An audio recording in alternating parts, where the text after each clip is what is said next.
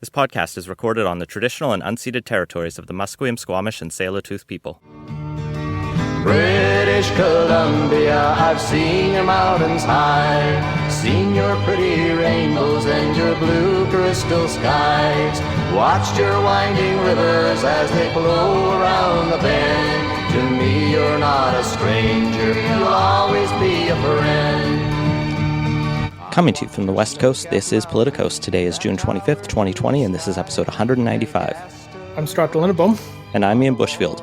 On today's show, BC enters Phase 3, the legislature resumes, and we're in a continued standoff with China. Thank you to the 101 people who contribute every month. Our newest patron is Ross. Thank you very much. Join Ross and many others at patreon.com/politicos. Or if you want, you can send us an Interac e-transfer by emailing it to leginbootmedia@gmail.com. For the duration of the crisis, we've opened up our patron Slack to all our listeners. Visit leginbootmedia.ca to request an invite. Politicos is in partnership with BC Today, British Columbia's daily newsletter dedicated exclusively to BC politics. Sign up for a free trial to have unique coverage of the BC legislature delivered to your inbox every morning. Listeners to Politicos enter the offer code CITIZEN for access to a special rate. For your free 2-week trial of the newsletter, go to politicstoday.news/free-trial. Let's jump into our first segment, Back in the Legislature. Doesn't quite rhyme with back in the USSR, but that's what I was going for. It's better when I explain my jokes. BC has launched into Phase 3 of our COVID response level, which I keep seeing is basically Phase 2, but they're not going to judge you as much if you travel around the province. Well, it's not quite that simple.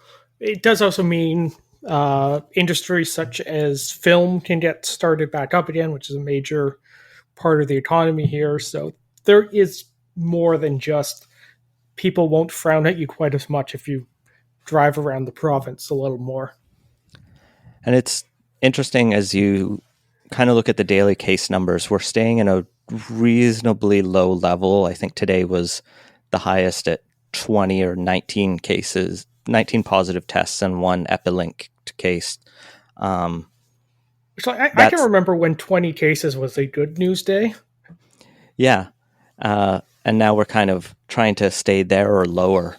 And yeah, we've been in a band of kind of 5 to 20 for the past couple weeks now. It's in that range. It's been fairly flat, but I don't know. I feel a little more comfortable with Phase 3 if we actually had a 0 case day.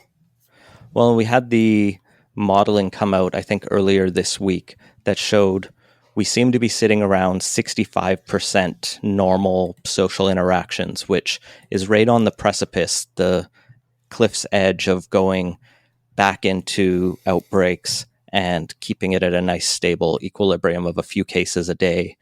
Each person who gets it basically transmits to one other, and that is pretty manageable from public health's perspective. That's a very nervous situation to be in, though, sitting right on that edge. I'd like to see it a little bit less. Yeah, particularly as we move into a different phase. Mm-hmm. But within this phase, we have the legislature reopening. The session started on Monday for a 6-week sitting. Through the summer, there's going to be no more than 25, I believe it is, MLAs in the chamber, including the speaker. Most of the committees are holding via Zoom, and they have giant television screens within the legislative chamber for many of the MLAs who can connect from home. And so there's a lot more remember to unmute yourselves and extra pauses. But otherwise, it seems like it's going pretty well. Yep, seems to be doing so. And as part of legislature resuming, bills are starting to be introduced again. We got a bunch of them this week, which is pretty normal for the start of a session. Only it's not fully the start of a new session. We didn't ever end the spring session, and so there are still 5 bills on the order paper. A couple were at first reading, but they've all advanced to committee stage in the last week. There's updates to the Employment Standards Amendment Act to give 5 paid days leave for survivors of domestic sexual violence. There's the the big ICBC changes that are still sitting on the order paper. Some other Motor Vehicle Amendment Act changes to alter training requirements for driver's licenses. The evidence changes for that David Eby is also hoping to reduce the number of expert witnesses that can be introduced in automobile injuries, and then just a miscellaneous amendment act. So a lot of the big ICBC changes are still waiting further debate. And given the government wants to roll out their enhanced care or no fault insurance system next year, we'll have to see if those all make it through. Yeah, we're still a little ways off from a provincial election, but it's getting close enough. They don't want to be pushing through big structural changes to anything as it gets really, really close. So they're no doubt conscious of time and want to push that along as quickly as they can. Nevertheless, there was a bevy of new bills released this week. I counted at least, I think it was 7 or 8 different ones. Some are very minor, like the amendments to the Wills and Succession Act, which just allows people to sign wills electronically. Other amendments to the Motor Vehicle Act that basically allow you to update your insurance easier and not need to get new stickers every year for your license plates. Mines and Clean Energy Amendment Acts that basically just clean up some of the complexities around there, and also allow BC Hydro to add new energy sources to its portfolio. So nothing too major or seemingly controversial. I mean, maybe I'm missing something in the Mines Act. It's not my specialty or focus. I haven't done deep dive into that either, but that is one of those potential areas where there can be something that stirs up a lot of controversy. But so far, there's not much indication of that. What I think is probably going to be maybe a little more controversial is the Bill 18, the Economic Stabilization Act, which lets the province run a budget deficit for the next 3 years, which everyone was expecting as soon as COVID hit, but it's now being formalized. Yeah, it's one of those things where we have a law that bans budget deficits, which is largely a fake law, right? It's on paper, it's done as political theater. It's not the end of the world. It's entirely ceremonial. Yeah, it's not a big deal if a government runs a deficit every now or then, especially in a situation like this. And this bill kind of shows that, yes, you can undo those with just another piece of legislation. It's actually kind of surprising the government decided to only go for 3 years rather than just to eliminate the balanced budget law entirely. I guess it's a kind of way to signal and not give talking points to the BC Liberals that they're going to be a perpetual deficit government. Yeah, but still, at the same time, there's such a clear case of why it's needed here that the chance of any political blowback really landing and causing any damage is pretty tiny. Yeah, that bill also includes some of the previously announced measures, including the tax deferrals for many businesses and people who are getting a little bit of a reprieve from the government. One of the other sort of related acts coming out of COVID-19 is literally called the COVID-19 Related Measures Act, Bill 19, which when you read it, it basically takes the ministerial orders that were passed during or under the Emergency Measures Act and allows the government to keep those in place for 45 or 90 days after the end of the state of emergency. And it generally moves a lot of power to cabinet that wouldn't otherwise be there. So the way our Emergency Measures Act operates is when we're in a state of emergency, which we continue to be, the government can do a lot more, but not as much as they think it turns out. And we'll talk about that in a bit, but they can do a lot more to quickly change laws or loosen up restrictions or tighten new restrictions to help respond to that crisis. So this act is interesting because I think the argument for it is, well, we might end the state of emergency at some point soon. Maybe things are calm enough, but we want to keep the things we enacted outside the legislature in place, which is a transfer of power from the legislature to the executive, clearly. Although there is a time limit on this, and I think the maximum would be 1 year of keeping additional emergency measures in the hands of cabinet. Like, it's a very wonky and niche kind of issue, but for people who care about divisions of powers, this is one I think people should look a bit closer at and decide whether this feels like a justified move, or if it would just be better to keep the state of emergency in place for an extra month or two. The sunset provision in there does reassure me, so I think it's not going to be a case where it's that problematic that they've given themselves these extra measures, as long as it is temporary. I mean, the default of Canadian parliaments and legislatures is to just centralize more power in the executive. So it's not too surprising of an act, but I can see why some of the measures might need a little bit longer, even though we're not in an official emergency. One of the other interesting bills that's been brought forward that I think we're both looking at is the Strata Amendment Act, essentially the one that's looking at municipal fares and housing. And this is what the government is calling their first step to tackling the spiraling out of control strata insurance market. So there have been a number of stories in the last year or two of stratas, condos facing, 2, 3, 400% increases in their premiums as the insurance market just decides they don't have the capacity to afford buildings with giant liabilities. And this is, hitting stratas as a whole. So the entire building is sometimes struggling to get insurance. And it's sometimes hitting individual property owners who are trying to get contents insurance, who are looking at their property's deductible go double or triple. So, I had to update my strata or my property insurance recently, and we saw a 20% increase in our premium because some of our deductibles had doubled. The act itself, though, kind of tweaks around the edges, and I'm not sure if it will accomplish the solutions that we need to see for what is a pretty big crisis. Yeah, I took a quick look through the text of it and wasn't entirely clear what it was going to do, because it's a Statutes Amendment Act where it changes a bunch of clauses here and there in minor ways, and you actually need to go back and check against the original legislation to really understand what's going on. There's helpful little explainers, though, on the BC Ledge website, which is appreciated. But yeah, overall, it just makes a few minor tweaks here and there and kind of gets the ball rolling in a lot of ways. But there's going to be a lot of stuff coming after this to really tackle it, including a bunch of regulations that will be put out that this enables.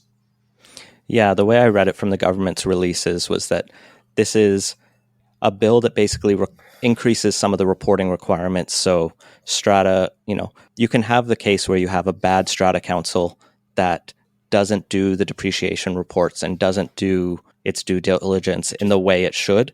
And so this is forcing... It's crazy that's even allowed. Yeah, and so this is taking care of some of that, which that will help in some cases. But, I mean, a depreciation report that says your building is going to fall apart is not going to help you get insurance. I mean, not much is going to help you get insurance in that point, but, it's a tough situation. And, it's a very big challenge because you have not too many, I think fewer and fewer companies and agencies that are actually insuring buildings because it's a very expensive market and it's tough. So a good start, but I'll really have to wait to see what Minister Robinson and the government can come up with on this.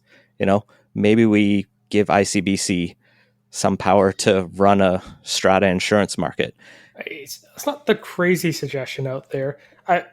One of the big problems with insurance in general is that there's a lot of adverse selection going on. And typically it's talked about in terms of people, when there's a voluntary insurance, they not wanting to insure unless they're high risk.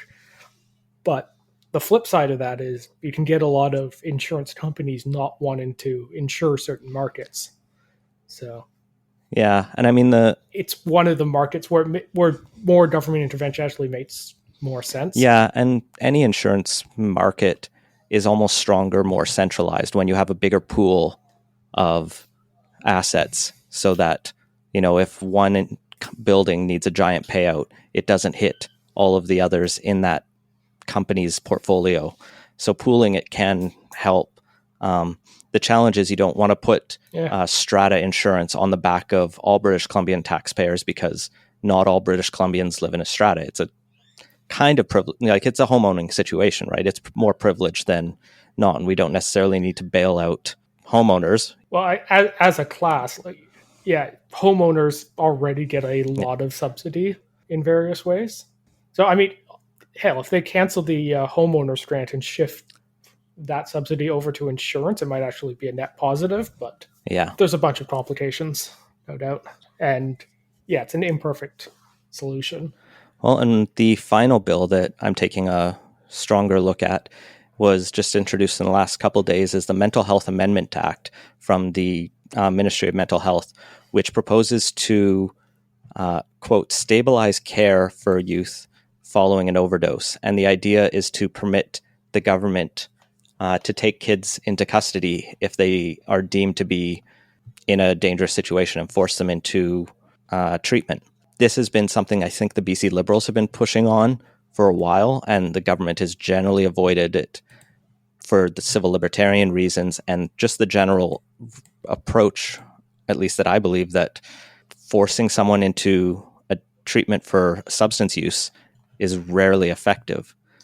It was interesting to see the chief coroner, Lisa Lapointe, issue a statement right after this bill came out saying, without an established evidence-based accessible system of substance use treatment services, she's concerned there is potential for serious unintended consequences as a result of these legislative amendments, including the potential for an increase in fatalities. And the argument there is that, and I saw this from some drug user activists, is if teenagers, for example, know that there's a risk they'll be arrested for seeking some treatment, they'll go further underground, use in more dangerous situations, and it's a net negative overall. Like, it's better to try and take the harm reduction approach rather than just, even if we never end up using the arrest abilities, it's a kind of dangerous pause. I think I saw it was a 7 day. Yeah, it's two. It would be for 48 hours up to 7. Up to a maximum of 7 days. Short-term emergency care. Yeah, and that is only following a life-threatening overdose. So it's, I hear the concerns, but at the same time, it's just another tool in the toolbox, but needs to be paired with a lot more options as well to put a complete picture together on that. Yeah, it was just most notable for me to see the chief coroner speak out so strongly about a proposed amendment. I know a lot of activists are going to be watching this closely and trying to push back on it, and so I'll definitely be keeping my eye on that. But along with the bevy of bills, there have been a few regulation changes and regulatory changes as we sort of that are tied with, I guess, the shift from phase 2 to phase 3. You wanted to flag some of the changes to tenancy rules that have come up recently. Yeah, so back when the crisis started, BC put in place a bunch of rules around banning evictions, as well as rules about what landlords can and can't do. So in the latter case, for example, they limited non-emergency entry of landlords into tenant suites. In normal times, there's a 24-hour notice period. That was just limited to emergencies only. That's being rolled back, as well as the province is now changing the regulations back to what they were when it comes to evictions, with the exception of non-payment of rent. That particular eviction ban staying in place for the time being, as well as the renter's assistance is being extended. Yeah, so the money is still there. That is flowing till the end of August. But these changes on eviction questions are raising some concerns among tenant activists and tenant organizers because, you know, it will result in some people being evicted, whether it's for rent eviction type situations, maybe not exactly that, but anytime you have a property that someone wants to renovate, maybe the landlord wants to move back in.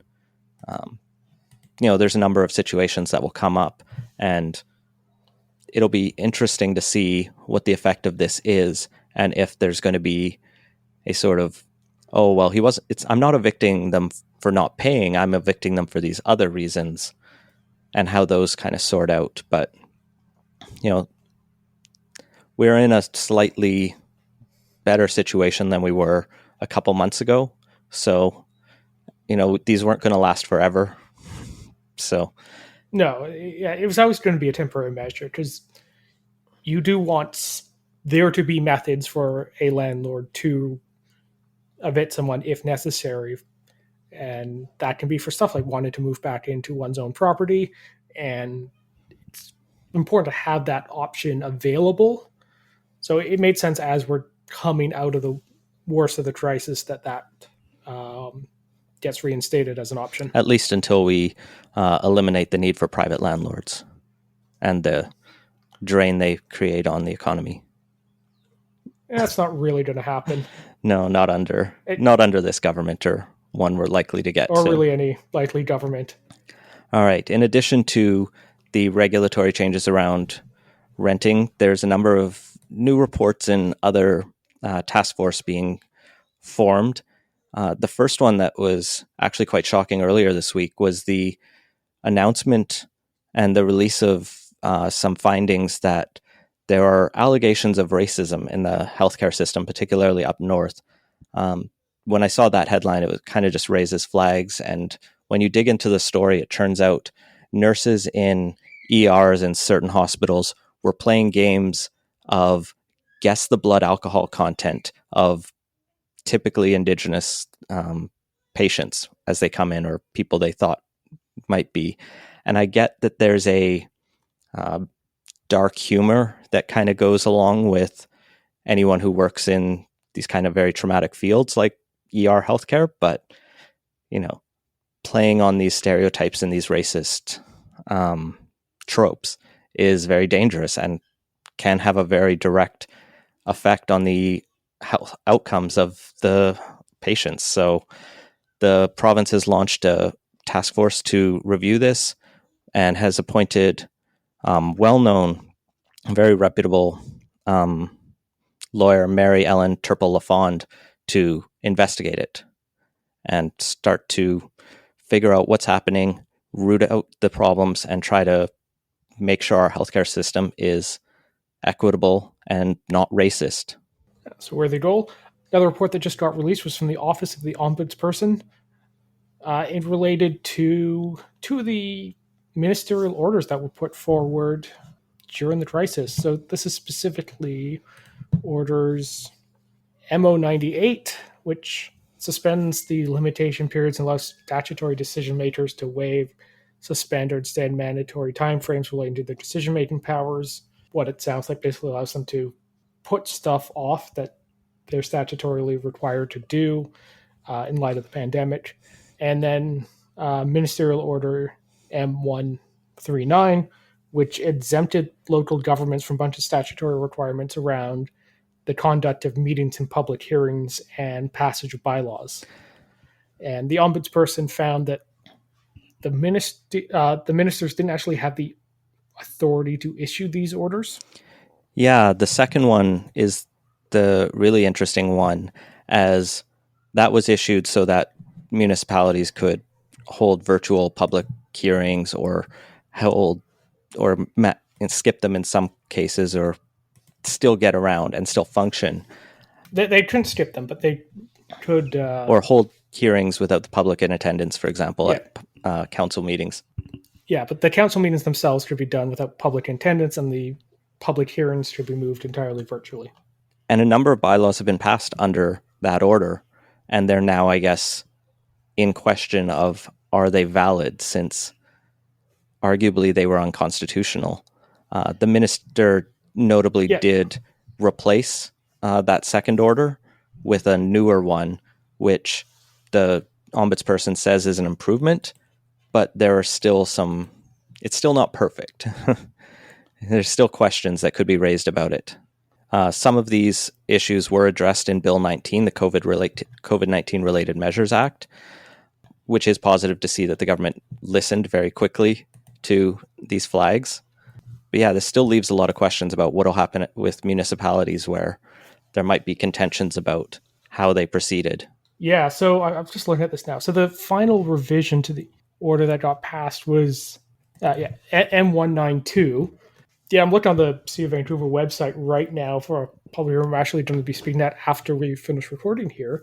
And they're still listing M139. So there's clearly a few things that still need to be sorted out here on that. So the specific reason why the ombudsperson found that these were not legal orders was that the ministers don't actually have the ability to just decide certain statutes aren't applicable anymore, even in an emergency case, which, makes a lot of sense from a rule of law point of view, and good they're catching that. But yeah, like you said, it's going to need some fixes at the back end to get these to be suitable so that local governments can actually carry on their business as needed. I mean, for all the different changes we've made as a society through COVID-19, the technical, wonky cleanups of so many laws and bills is probably going to be one of the most likely to actually stick. There's a lot of things that I've half joked, half seriously wished could be more permanent or a better way to do things on a longer term. But what I think we'll mostly see is just all of these bills and all these laws become more nimble at allowing, well, even just modernized, allowing hearings to be online in part and allowing people to participate in things virtually or societies to hold meetings virtually. And that's good. Yeah, it's definitely good. The public hearings that are required anytime a city wants to change its zoning, which happens a lot, they're required to do a public hearing, and they're horribly unrepresentative because, well, who has time to spend 4 hours on a random weekday night at City Hall except, well-off homeowners who don't have much else going on? So there's a bunch of problems with them that they should definitely look at updating, and allowing people to call in does incrementally move things to a slightly more representative way. So that's good.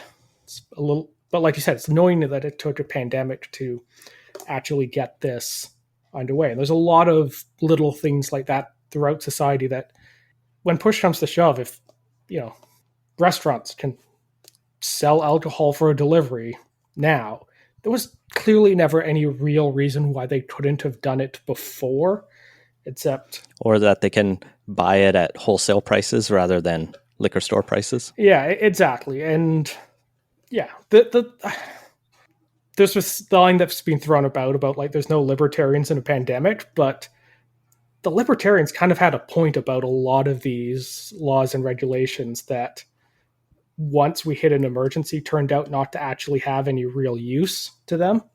Quite indeed. The final thing on BC politics before we shift gears that I guess turns out also arguably doesn't have a use, at least in Alan Mullen's view, is the Sergeant at Arms. Richard Zussman for Global News got a copy of the report that he had submitted to the Legislative Affairs Management Committee, LAMC, earlier this year. That's been under lock and key since then. This is the report he generated, I believe, following his driving tour around North America, visiting different legislatures. Western North America, I think it was. I don't think he visited the Florida legislature. No. But he, spent a bunch of time, and I think it was $13,000, driving around both Canada and the US, looking at how they handle their legislative security. And in the end, he's recommending that the Sergeant at Arms and Head of Security positions be split apart, and the Sergeant at Arms gets basically relegated to a ceremonial position while security is headed up by a separate individual. And this is a pretty interesting recommendation because he also goes and says that we should repeal the Legislative Assembly police force and replace it with more of a security force, which is actually a very interesting call, right as people talk about defunding the police. I don't think most activists had strong opinions about the Legislative Assembly police force, but suddenly Alan Mullen is on their side. Yeah, although the report also recommends moving to an unarmed security force, which probably not a great idea. It wasn't that long ago that armed security at the federal legislature was needed to stop a shooter. So it was one of those things you do actually want to have that level of protection at a major government building like that. So I mean, that's one case in 20, 30 years of all of Canada's legislatures, which, building policy off exceptional situations is probably not the best approach. With security, Well, you do want to be cautious. well, the thing is, you want to protect against the tail events, the unlikely but quite damaging events, and security is one of those things where, yeah, the worst case scenario may happen very rarely, but you do need to be prepared for it. The report does put out that making the changes suggested, I believe, could save about $1 million a year for the BC legislature, as the police force that they have right now, I believe, is like almost 40 armed constables or full-time constables, which is not a small force for the legislature. And this would help. I mean, if we saved $1 million a year, it makes his $13,000 trip around the Western continent a splash in the bucket. That said, Alan Mullen and Daryl Plekas have clearly had it out for, not had it out for, but have clearly been focusing their eye on the sergeant at arms and security and arrangement around the legislature. And it's always been this back and forth of, they do seem to have a lot of good points, but the way they go about recommending or tackling them have always raised eyebrows. So it's a question of, I guess, whether this is something LAMC is going to take up seriously, or if it's going to kind of gather dust. And I guess we'll have to wait and see what the committee decides to do. I think they've probably been focused on quite a few other things recently, but eventually this will come back to their desk. Moving on to our second segment, 2 mites for Meng. This past week, China officially charged the 2 Canadians they're holding, Michael Torvald and Michael Spavor, with espionage. These are the 2 individuals who China arrested shortly after Canada detained Huawei executive Meng Wanzhou at the Vancouver airport. And until now, they have been held without charge in China, and China is now moving ahead with officially charging them. The related story to this is it's now coming out sort of indirectly through one of their spouses, one of the Michael's spouses, that if Canada releases Meng Wanzhou, China will happily, or maybe not happily, but will release these 2 Michaels. It's not just from the spouse.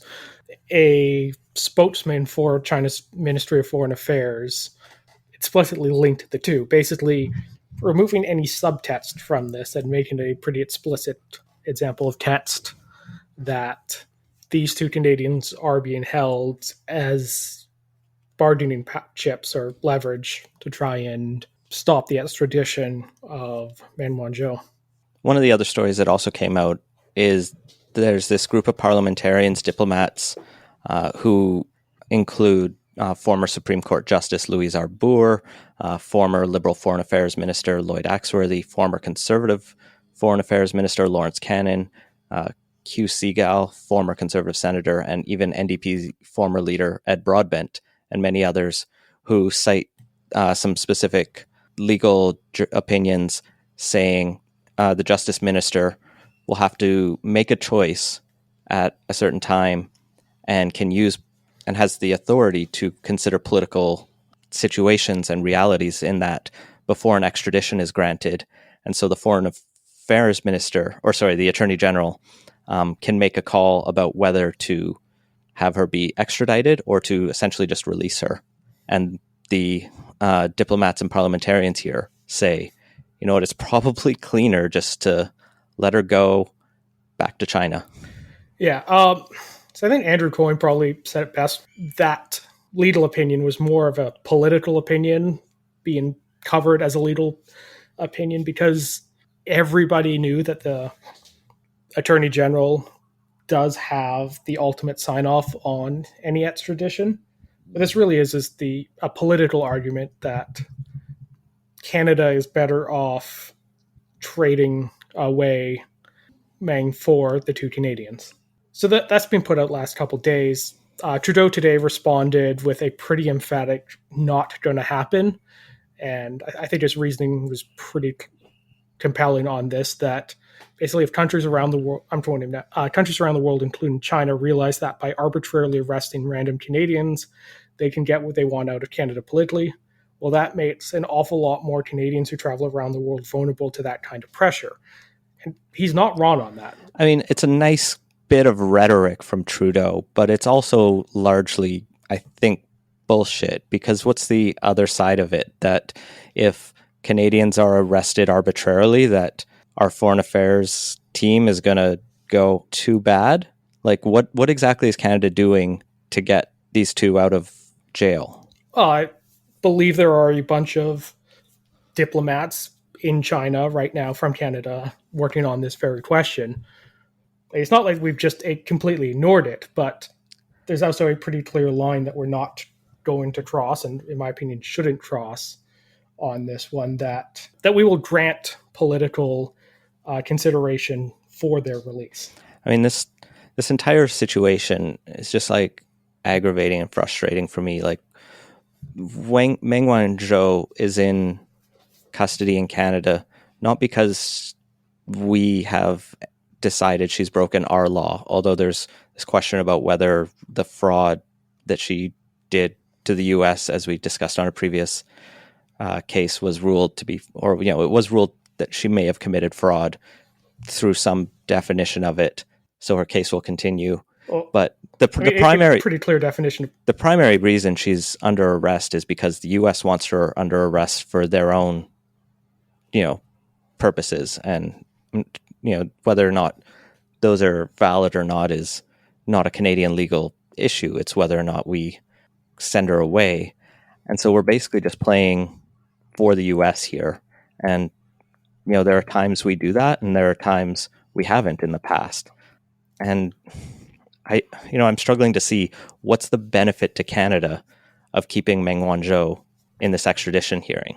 Well, we do have an extradition treaty with the U.S. that we would like to maintain, and should any person commit a crime in Canada and flee to the U.S., we would like to be able to have the Americans arrest them and extradite them to Canada to face justice, and it is in our general interest to maintain that ability.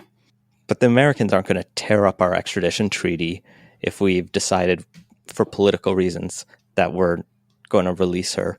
I mean, it's the same way as like we didn't go to Iraq, yet we still maintained a good alliance within NATO with the US. Like, Canada can take a stand that's different than the US at times and not just be effectively, a hapless lapdog. Right, but at the same time, what's the benefit for Canada of giving in to China's demands on this? And we get our Canadians back. Yeah, but when China took the hostages, I think they kind of forced our hand not to release Meng Wanzhou because of the reasons that Trudeau articulated, that now that there have been hostages taken, if we give in to that it sends an explicit signal that the next time China is in a dispute with us, they should arbitrarily arrest 2 more Canadians in order to get what they want on that case. I just feel like we're playing this zero-sum black and white approach to foreign policy where we have the good guys, America, and the bad guys, China. And it's, we can build positive relationships in both directions. For the longest time, we had started to go down a stronger relationship with China, even though, there's still flags and we need to talk, we can't let them off the hook for human rights abuses or any of that. But at the same time, it's not zero-sum. We can try to work together and work with trade. Like, other countries don't have these as many issues. Well, it's hardly... Or maybe they just avoid it. There are plenty of countries that are facing issues with China, whether it's Australia, which has had similar issues that we're having, whether it's China's neighbors in the South China Sea, who are quite rightly annoyed at China for claiming large chunks of it that are outside of its maritime boundaries. Yeah, I get that we want this to be positive sum, but there are some cases where there are just going to be zero-sum decisions, and this looks like one of them. Like, there doesn't appear to be an obvious positive sum way out of this. And ultimately we're going to have to make a choice one way or the other on this, and siding with the US as a default makes a lot more sense than siding with China on zero sum issues like this, because we have a very important alliance with the United States, and advancing China's interests is not really something that is generally in Canada's interest on this. And if it does become an explicitly political decision, we ought to side with the US because it matters more for Canada's long-term security and prosperity that we maintain our relationship with the US. I push back, though. I think like the approach the U.S. has taken to foreign policy, particularly recently, but for a long time, has been one that is a greater threat to world stability, is a greater threat to peace. Like China aside, for the U.S., we're talking about decades of coups in South America, destabilizing the Middle East. The U.S. has been a big blockage to peace in between Israel and Palestine. It's only recently that Canada finally broke and joined the larger international consensus in trying to move to recognize Palestinian statehood once again. Like Canada can take an independent approach that can also criticize China's threat to the world and world peace, while not just siding uncritically with the states. I don't know. Maybe we arrest her under our own law and keep her in Canada. Maybe that's the worst situation. I think that would actually just make everything worse. Yeah. The US wouldn't get what they want. China would. Yeah, it's a complicated situation, but at the end of the day, Canada should not send a signal that hostage diplomacy is how you get what you want from Canada. Maybe we send. No, I was thinking of an even worse strategy of sending a covert mission into China, and that would obviously be bad. Never mind that. We're not going to extradite or go and rescue these people. Unfortunately, it's tough. I do hope we can find a better solution. So a little too Hollywood an outcome. Yeah. Well, one group that does want Canada to get a little tougher on China is a group of 12 senators who are mostly conservatives, but not entirely, who are calling on the government to impose or enact a law that we have on our books that allows us to target the personal finances of foreign officials responsible for violating human rights and freeze those assets in Canada and forbid Canadian institutions from doing business with them. China's obviously engaged in a lot of human rights abuses, and that would allow us to target quite a few individuals within their government if we enacted on that. Remember, I think it was 2 or 3 years ago, China decided, may have even just been last year, China decided they were going to stop taking canola imports from Canada, and suddenly, it almost crushed a big chunk of our agricultural industry. That's what happens if we start going after their officials. We like to pretend we could play strong, and I commend them for saying we should take action on these human rights abuses, and that's not something I disagree with, but China is a bigger country and will crush us if we try to fight an economic war with them. And they've proven that they'll do it. Yeah, there's been a lot of talk out of particularly the Conservative Party about getting tough on China, and it's not the sort of thing that's easily done. It will take quite a bit of finesse, and it's one thing to not give in to unreasonable demands, like we were talking about earlier, but it's quite another to start a tit for tat with them that we're not necessarily going to be able to come out ahead on. And if this was a more coordinated action with other friendly governments, such as EU countries, Britain, Australia, the US, it might be more effective as a coordinated effort, but just Canada going alone, we're just not big enough. And as long as Canada is a smallish country of 38 million, we're just not going to have the ability to really throw our weight around so much because we just don't have that much weight. And if we want to change that, that's something we should maybe look at. But as long as we're such a small fraction of China's population and economy, we're not going to be able to have much ability. And as long as we're only a tenth the size of the US, we're going to be reliant on them for a lot of things too. And there's just limits to what Canada can do solo here. And I don't know, maybe it would have been good if the Liberals had spent more time with their foreign affairs team working on strengthening those relationships and building up a more united front against China than pointlessly campaigning for a Security Council seat. Although, to be fair, I don't think that was actually such a huge, like, listening to the latest Boys in Short Pants where they really dig into that campaign, it was a small fraction. You know, it was 11 people and a small amount of money. But I don't think Global Affairs has a clear mandate about what they're doing on any question. It may have been a small fraction on the staffing level at the civil service. It did not seem to be a particularly small fraction of the political level's commitment to foreign policy. Fair.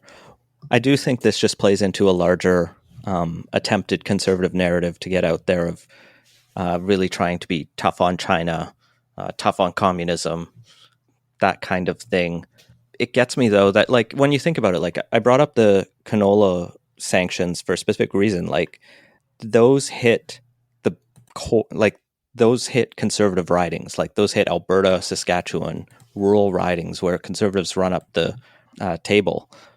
So there's a weird, like, political calculus where the things they want to do are things that could actually indirectly hurt their own voters. Yeah, although it's not like the Conservatives are going to lose rural Saskatchewan even in trade war. True, Yeah. very true. Like, the Conservatives aren't necessarily wrong that the Liberal Party in general has historically approached China with rose-colored glasses and assumed they're going to probably be more amenable to Canada's interest than has been borne out by fact.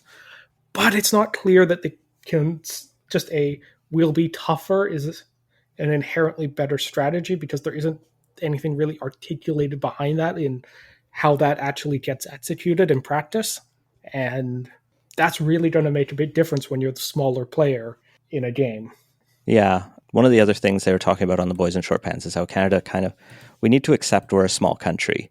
Like Norway and Ireland, who won Security Council seats, they both accept that they're small countries and act as such. Canada, I think, is still in this, we're a middle power. You know, we're not America, but we're not a nowhere, a country you haven't heard of or something like that. And well, Canada isn't the smallest economy, and we are in G7. We're kind of at the bottom of those lists. We're we're the biggest of the small countries, and maybe we could be a big fish in the small pond rather than be the small fish in the big pond.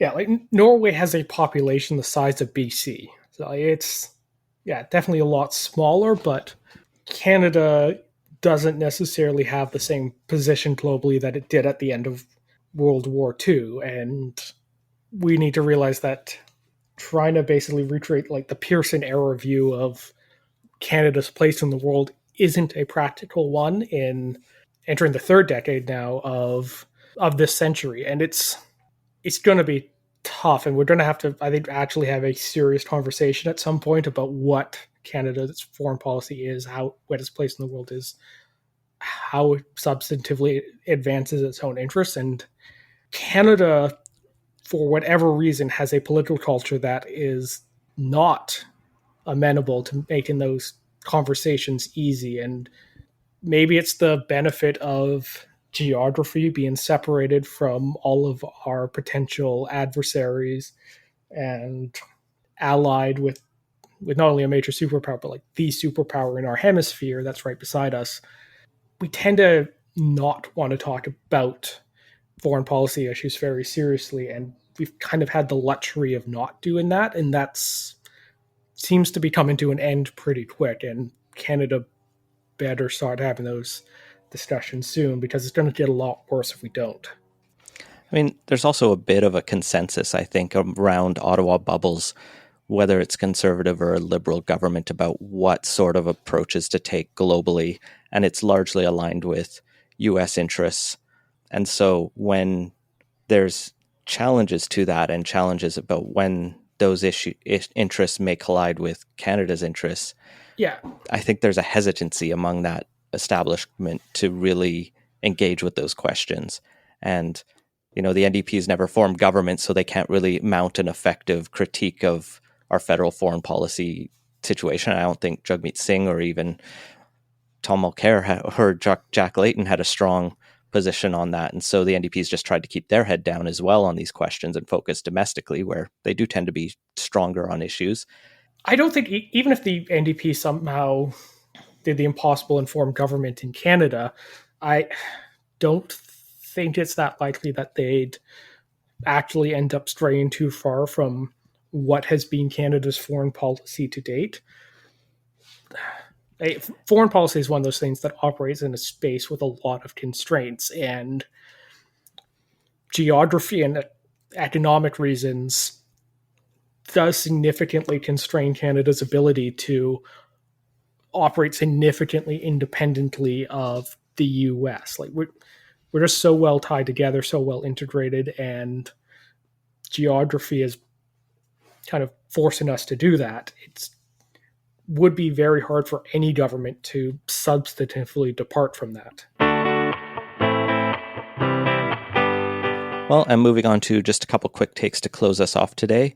Canada's credit rating has been downgraded by Fitch as our deficit continues to balloon due to coronavirus spending. Yeah, so they're one of the credit rating agencies. They've bumped us from a AAA to a AA plus because of all the new debt we've taken on as a result of coronavirus and the economic responses to that. So, like, these credit ratings are basically an assessment of how likely Canada is to repay, and that can affect what our ability or how good an interest rate we can get when we issue debt. Yeah, a AA plus is still pretty good. It's not going to substantially change everything. Every other country in the world is taking on huge amounts of debt too, so it's not like we're going to become relatively less attractive as a place to purchase bonds from. So, like, overall, it's not a big deal one way or the other, and it's going to cause some political hay. The Conservatives will no doubt use this to point to, Trudeau's reckless spending and how they should have brought the deficit down under control earlier. And yeah, it'll make a bit of it on the margins, makes a bit of a difference, but overall, it's not a huge. And this probably would have been coming whether or not we'd ran a balanced budget for the last 4 years. Yeah, and BC is still sitting at a AAA credit rating, though there are some flags on that because similarly we have big deficits lining up. But, interest rates are still low, so this isn't going to hurt too much. And presuming we can get things back on track. Yeah, and the Bank of Canada's doing everything it can to keep interest rates pretty low during this time too. So it's not like the credit rating agency is the sole determinant of it. Plus, the other two major agencies still have us at a AAA. So it's even only one of three right now.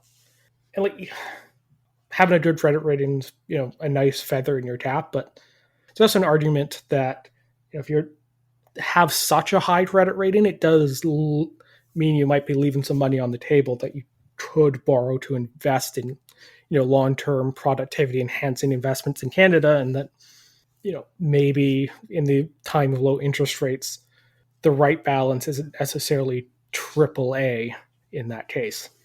And finally, follow up to our discussion last week, and I guess ties into our second segment a bit too. Foreign Affairs Minister Philippe Champagne has repaid the mortgages he owed to a state-owned bank in China. These were for the two properties in the UK that he'd taken out a mortgage for when he was living in the UK, working there prior to entering politics.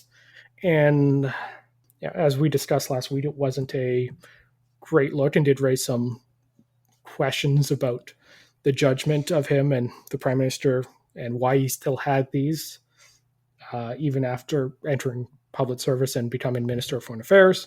But he has now repaid those mortgages, no longer owes a Chinese state-owned bank any money, which is, good, but why did it take a story in the Globe and Mail for that to happen is, I guess, my big question out of all of it. I guess, I don't know, maybe he's the kind of wealthy aristocrat who just forgets how many mortgages and properties he owns. The 1.2 million mortgage is just a rounding error on the... I mean, you outsource all this to your accountant and let them deal with it. The point is he should have done this when he took the job in cabinet, or even before that. Yeah, because it was disclosed too. So like it got onto the disclosure filing. So like that should have been a red flag then.